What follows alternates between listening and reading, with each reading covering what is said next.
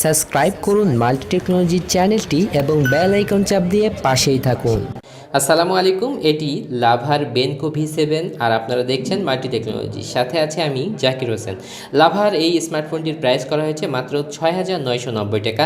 এই প্রাইসের মধ্যে আমাদের লাভা কি দিচ্ছে, কি থাকছে বেনকো আইরিস V7-এ, আর এই প্রাইসে এটা নেওয়া কেমন হবে, এই সকল বিস্তারিত বিষয়ে জানার জন্য ভিডিওটি সম্পূর্ণ দেখুন। আর আপনি যদি আমার চ্যানেলে নতুন দর্শক হয়ে থাকেন অবশ্যই সাবস্ক্রাইব করুন। তো চলুন আজকের ভিডিও শুরু করা যাক।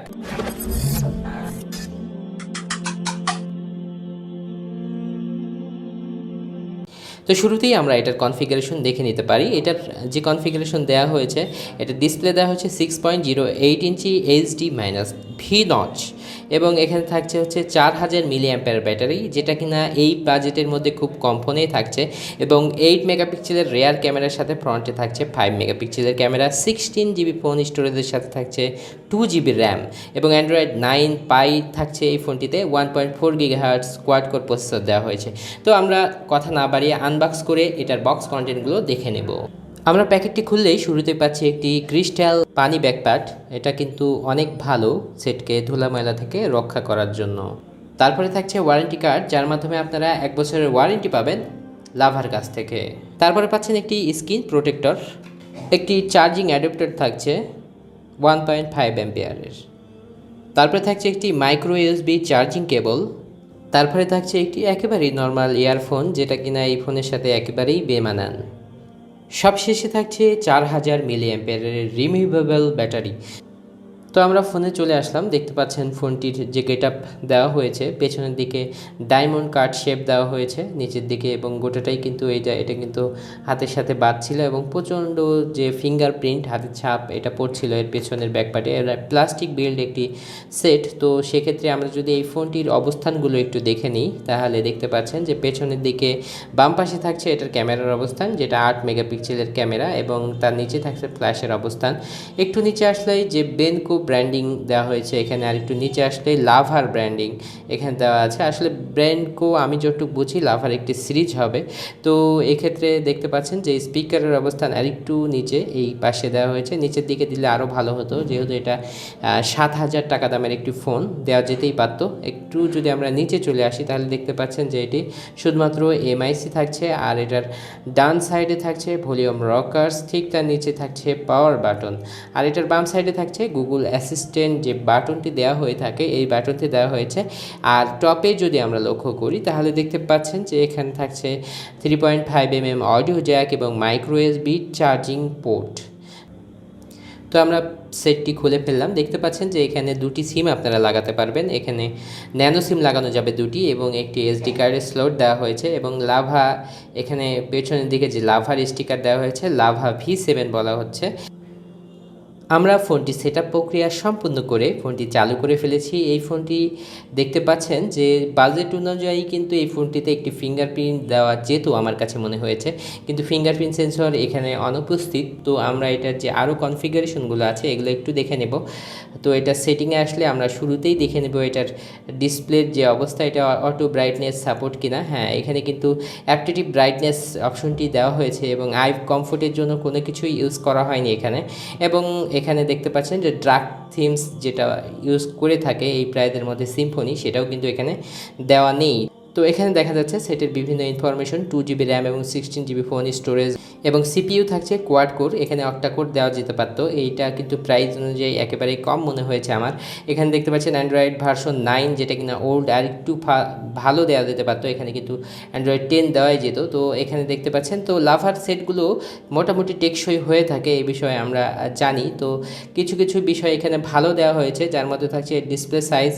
এখানে যেহেতু 6+ নচ ডিসপ্লে দেওয়া হয়েছে, এবং HD ডিসপ্লে, কোনো সাইড থেকে নেগেটিভ দেখা যাবে না, এই বিষয়ে কমিউনিকেশন আছে। এবং ব্যাটারি অ্যাম্পিয়ার 4000 দেওয়া হয়েছে, যেটা ভালো, কিন্তু যে বিষয়গুলো ভালো লাগেনি সেটা হচ্ছে ফিঙ্গারপ্রিন্ট সেন্সর নেই, এবং 16 জায়গায় 32GB স্টোরেজ কিন্তু এই প্রাইসের মধ্যে দিলে অনেক ভালো হতো, যেটা কিনা আইটেল এই প্রাইসের মধ্যে কিন্তু 32GB ফোন স্টোরেজ দিচ্ছে। এর সেটিংয়ের মধ্যে থেকে কিছু বিষয় আমরা দেখে নিচ্ছি। দেখতে পাচ্ছেন যে এখানে নেভিগেশন বার এর অপশনগুলো চেঞ্জ করার অপশনগুলো এখানে দেওয়া হয়েছে, এটি একটি ভালো বিষয়। এবং এখানে নিচের দিকে আসলে গ্রেচার, এখানে গ্রেচার থেকে আপনারা বিভিন্ন অপশন সুবিধাজনকভাবে সেট করে নিতে পারবেন এটা ওপেন করে। এখানে দেখতে পাচ্ছেন যে ডবল টেপ করলে স্ক্রিনের আলোটা জ্বলবে, আবার ডবল ক্লিক করে আপনারা এটা বন্ধ করতে পারবেন, এবং সি আঁকাইলে কিন্তু ক্যামেরা ওপেন হয়ে যাবে সেই অপশন, ভি আঁকাইলে বিভিন্ন অপশন ফ্ল্যাশ লাইট চালু হয়ে যাবে। এই ধরনের অপশনগুলো ব্রাউজার চালু করার এবং কাস্টমভাবে ওগুলো আপনারা সেট করে নেবেন ডাব্লিউতে কী হবে এই বিষয়গুলো, এটা একটি ভালো অপশন এটা ক্ষেত্রে, লাভার ক্ষেত্রে। তো আমরা দেখতে পাচ্ছি যে এখানে বিভিন্ন মেনু দেওয়া হয়েছে, এর মধ্যে থাকছে স্মার্ট ক্লিনিং, এটা সেটেরই অপশন, যার কারণে আপনারা খুব সহজে এই সেটকে ক্লিন করে নিতে পারবেন এটা ইউজের মাধ্যমে। আরও কিছু কমিউনিকেশন এটার বক্সের সাথে আমরা পাইনি, সেটি হলো এই ফোনটিতে ওটিজি সাপোর্ট করবে কিনা। যে এই ফোনটিতে কিন্তু ওটিজি সাপোর্ট করবে এবং 4G থাকছে এই ফোনটিতে। আর এই প্রাইজের মধ্যে এই অপশনগুলো থাকে, সব ফোনেই আমরা পেয়েছি, তো সেক্ষেত্রে এটিতেও আছে। তো আমরা এখান থেকে কিছু অপশন দেখে নেব এটার মেমোরি কার্ড থেকে। তো আমরা কিছু ভিডিও প্লে করে দেখছি যে এটাতে ভিডিও কেমন দেখা যায়। তো সেক্ষেত্রে কোনো সাইট থেকে আমরা নেগেটিভ ইস্যু পাচ্ছি না, তো সেক্ষেত্রে এটি একটি ভালো বিষয়। এই প্রাইজের মধ্যে বেশ ভালো কোয়ালিটি দিচ্ছিল এই ডিসপ্লেটি, এবং আমরা পেন ড্রাইভ থেকে প্লে করেছি, বুঝতে পারছেন আপনারা অবশ্যই। তো সেক্ষেত্রে এটার যে জুমিং অপশনগুলো ছিল, তারপরেও ডিসপ্লে রেজুলেশন বেশ ভালো ছিল, এবং লাইট বাড়ালে আরও কিছু ভালো দেখা যাচ্ছিল। যেহেতু আমরা ইনডোরে ভিডিও করি সেক্ষেত্রে কিন্তু এর থেকে ভালো ভিউ আশাও করা যায় না।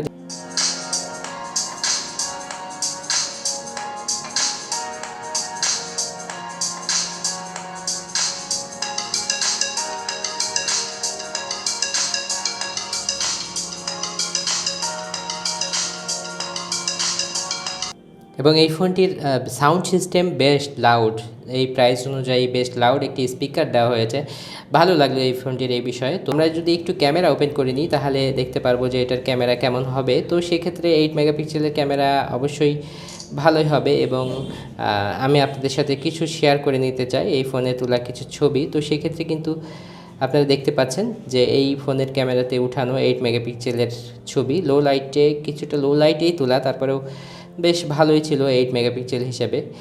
i99 ফোনটির থেকে এটার ক্যামেরা বেশ লো মনে হয়েছে আমার প্রাইস অনুযায়ী, এবং কিছু কিছু বিষয়ে i99-এর আপগ্রেড ছিল। তো স্যামসংয়ের i99 যেহেতু সেম প্রাইস, এটা ডিসক্রিপশনে আমি লিঙ্ক দিয়ে দিলাম, আপনারা ওখান থেকেও দেখে নিতে পারেন। তো বন্ধুরা, এই ফোনটির একটি শর্ট রিভিউ করে দেখানোর চেষ্টা করলাম। এই ফোনটি সম্পর্কে যে কোনো কিছু জানার প্রয়োজন হলে অবশ্যই আমাকে কমেন্টের মাধ্যমে জানাবেন, আমি আপনাদের তথ্য দেওয়ার চেষ্টা করব এই ফোনটি সম্পর্কে।